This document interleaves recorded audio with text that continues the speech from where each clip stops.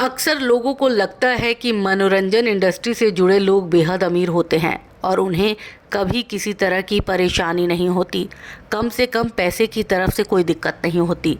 लेकिन हकीकत ये है कि फिल्मी सितारों को भी पैसों की समस्या से दो चार होना पड़ता है।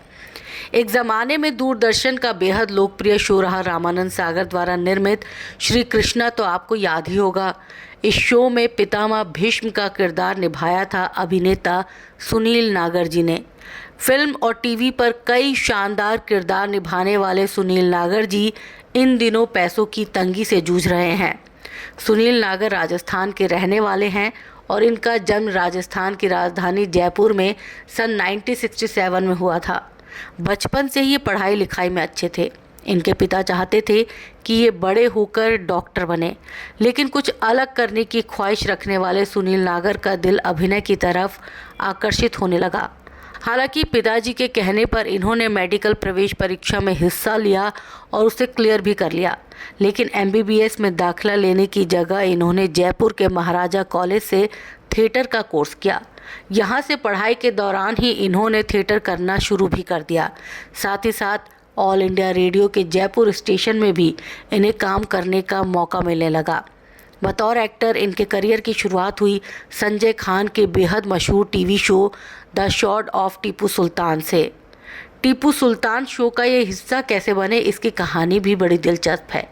दरअसल टीपू सुल्तान की शूटिंग जयपुर के पास एक जगह पर चल रही थी। इत्तेफाक से संजय खान ने सुनील नागर का एक नाटक जयपुर में देखा और इनका काम संजय खान को बेहद पसंद आया।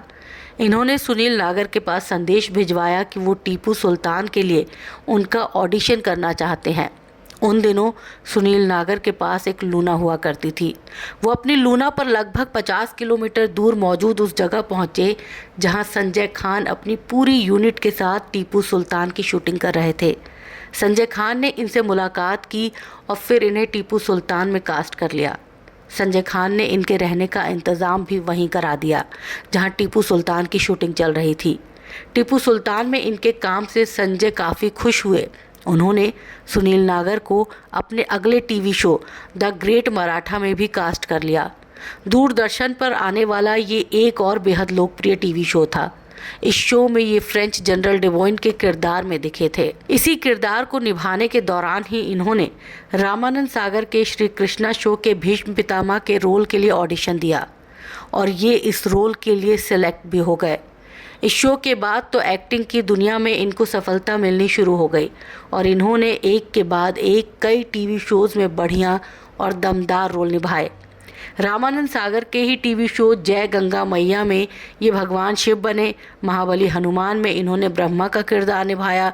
जी हॉरर में काम किया, क्राइम पेट्रोल में काम किया, गौतम अधिकारी के कई टीवी शोज़ में काम किया। साथ ही साथ इन्होंने 90 के दशक के और भी ढेर सारे लोकप्रिय टीवी शोज़ में भी काम किया। सुनील नागर ने केवल टीवी में ही नहीं, कई फिल्मों में भी काम किया।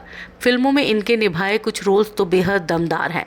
सबसे पहले ये नज़र आए थे अनिल कपूर, अक्षय खन्ना और ऐश्वर्या राय स्टारर फिल्म ताल में। इसके बाद साल 2001 में ये नज़र आए फिल्म तेरे लिए में। 2010 में रिलीज़ हुई अभिषेक बच्चन स्टारर फिल्म खेले हम जी जान से में भी ये ज़मींदार के रोल में दिखे।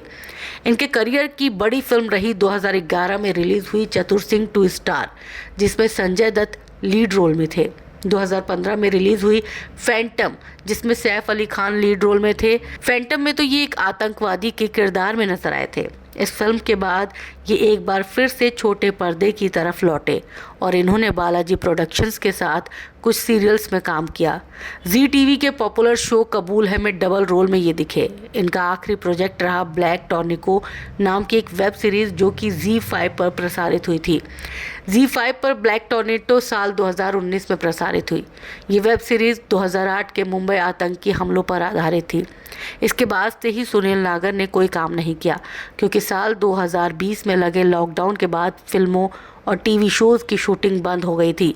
मुंबई में एक किराए के फ्लैट में रह रहे सुनील नागर ने अपनी सेविंग्स पर गुजारा किया और अब भी काम की तलाश में है।